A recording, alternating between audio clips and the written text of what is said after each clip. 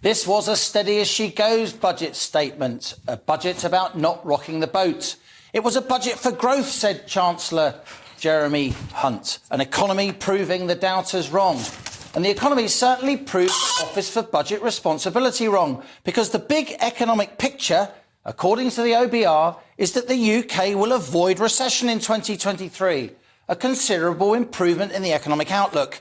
Inflation will be down from double digits now to 2.9% during the last 3 months of this year, a considerable easing in the cost of living crisis.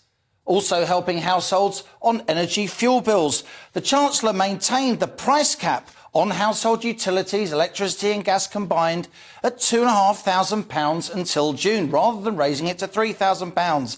That will save the average household £160, said the Chancellor.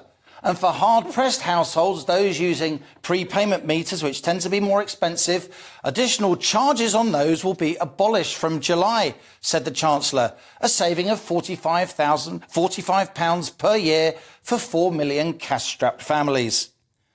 Fuel and diesel duty was also frozen for the 13th year in a row, pleasing motorists, the 5p cut maintained, though fuel duty remains about 53 pence per litre, with VAT charged on top of that. Then when it came to drinks and cigarettes, duty on draft beer will be frozen, a change that will also be implemented in Northern Ireland after the Windsor framework, because Northern Ireland doesn't have to adhere to EU rules on that, and a packet of 20 cigarettes will go up steeply by about £1.75. A big economic announcement or non-announcement was that corporation tax will go up from 19 to 25%. That's the first rise in this profit tax since the early 1970s, the days of Labour's Dennis Healey.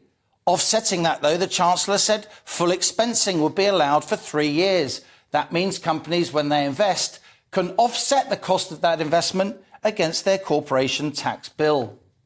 An important announcement on nuclear power. The Chancellor saying atomic energy will now be classified as environmentally sustainable, meaning it qualifies for more subsidies.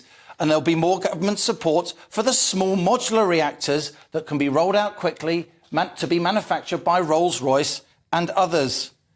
There was help with childcare. The Tories trying to appeal to young couples in particular. 30 hours a week of free childcare. That will be extended to 1- and 2-year-olds as well as 3- and 4-year-olds, as is currently the case. But because there aren't enough nurseries, that will have to be staged between now and 2025. Back to work. The Chancellor's main claim that this was a budget for growth is all about getting inactive people, making them more active. The disabled will be able to work for longer without losing benefits, and there'll be hope for those over 50s, many of who left the workforce during the COVID pandemic, to get back to work, with skills boot camps and all the rest of it.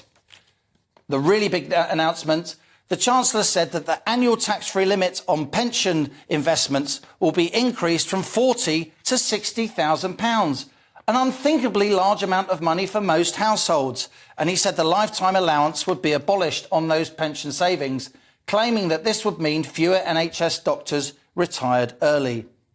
In all, said the Chancellor, and in summary, we're following a plan and the plan is working. Labour retorted that the Tories are dressing up stagnation and stability as their expiry date looms closer. What we do know is that the economy, as always, will be the main battleground of the next general election, expected in mid-2024.